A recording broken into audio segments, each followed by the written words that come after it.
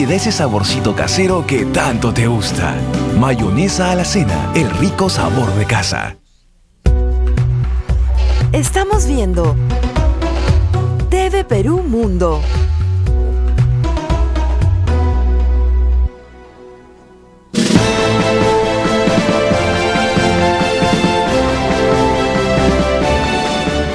El presidente de Colombia, Juan Manuel Santos, anunció que la paz con las FARC es algo irreversible y que se firmará este año. El presidente colombiano Juan Manuel Santos indicó en una entrevista con la agencia EFE que el proceso de paz con la guerrilla de las FARC, a pesar de los tropiezos, es irreversible y que se firmará este año. El jefe de Estado evitó apuntar posibles fechas para la firma de la paz porque dijo que hace 5 años, cuando comenzaron los contactos con las FARC, que desembocaron en los diálogos en Cuba, sus proyecciones fueron malinterpretadas. Creo que es irreversible y que si hay voluntad podemos terminar relativamente pronto para poder implementar los acuerdos lo más pronto posible. Dejémoslo en este año. ¿En este año? En este año y ojalá lo más pronto posible. Lo que pasa es que yo hace 5 años cuando me preguntaron, ¿y usted cómo ve este proceso en términos de tiempos? Y yo dije, desearía que fueran meses y no años.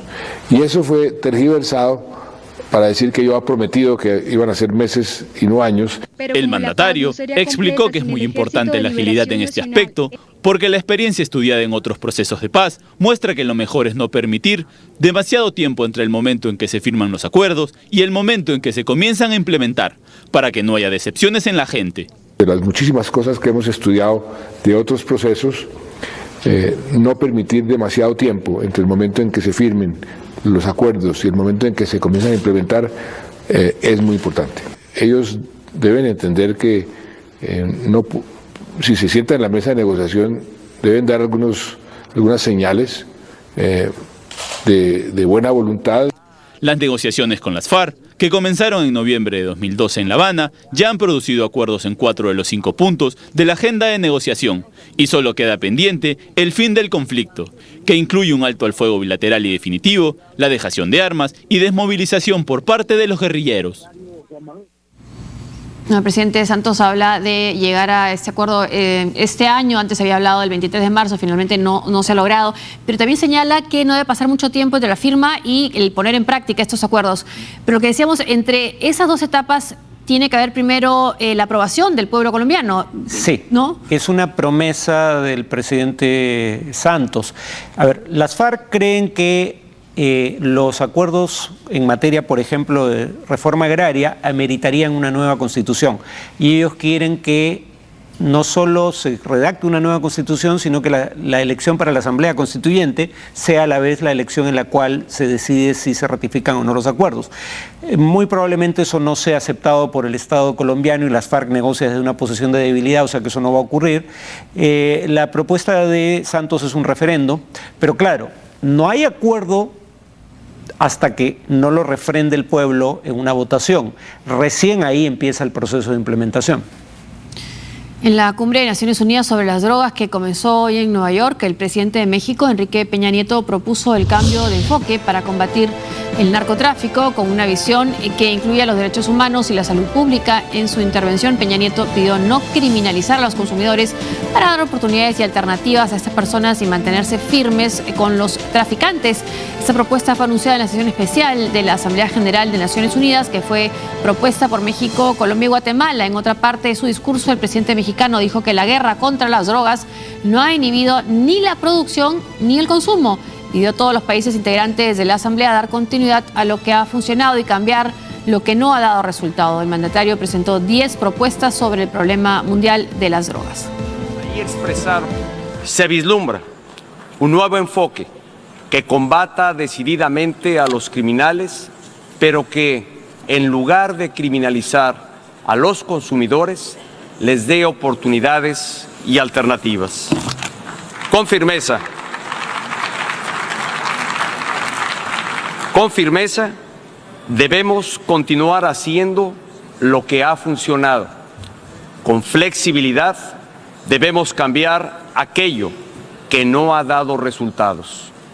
El esquema basado esencialmente en el prohibicionismo La llamada guerra contra las drogas que inició en los años 70 no ha logrado inhibir la producción, el tráfico ni el consumo de drogas en el mundo.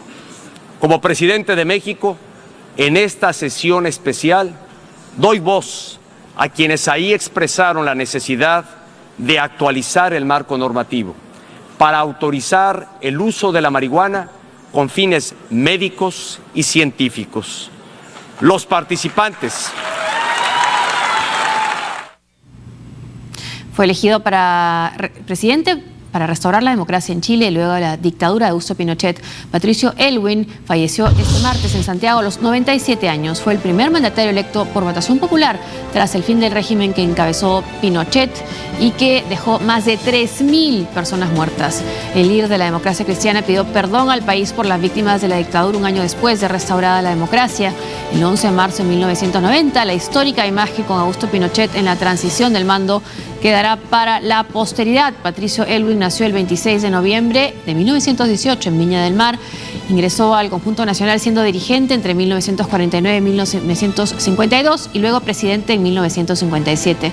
Fue uno de los fundadores del Partido Demócrata Cristiano, que presidió en el 58, y en el 88 fue vocero de los partidos de la Concertación y en el 89 candidato a la presidencia de la República por la Concertación, obteniendo el triunfo con el 52,2% de los votos y gobernó Chile durante el periodo comprendido entre 1990 y 1994.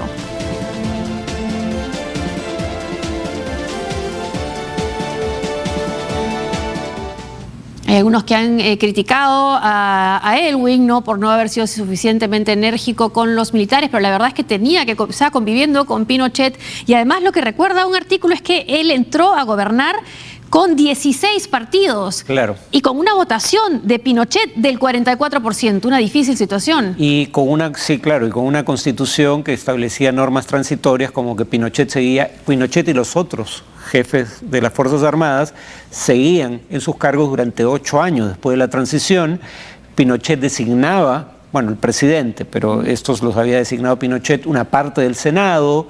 Los militares tenían el derecho a ser consultados en temas de seguridad, en fin, una serie de normas que además garantizaba él a través de amenazas estentorias, diciendo cosas como: tocan a uno de mis hombres y se acabó esta vaina de la democracia. Era senador vitalicio. Era senador vitalicio, tenía inmunidad.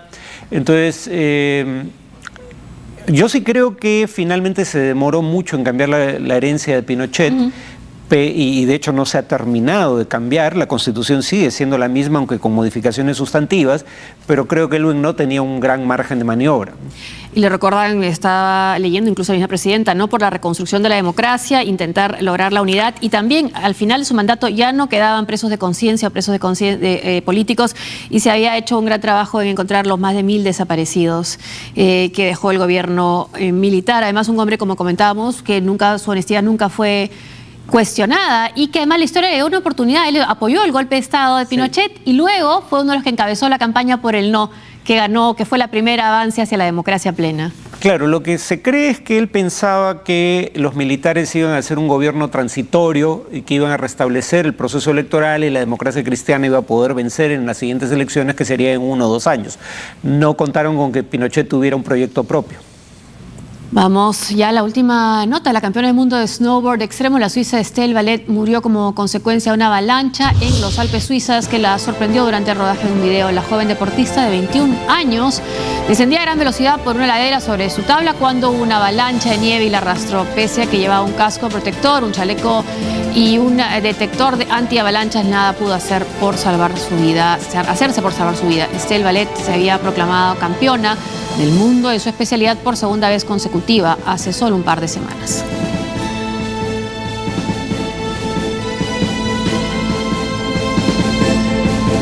Hasta aquí el programa. Muchas gracias por acompañarnos. Gracias, Farid. Buenas tardes.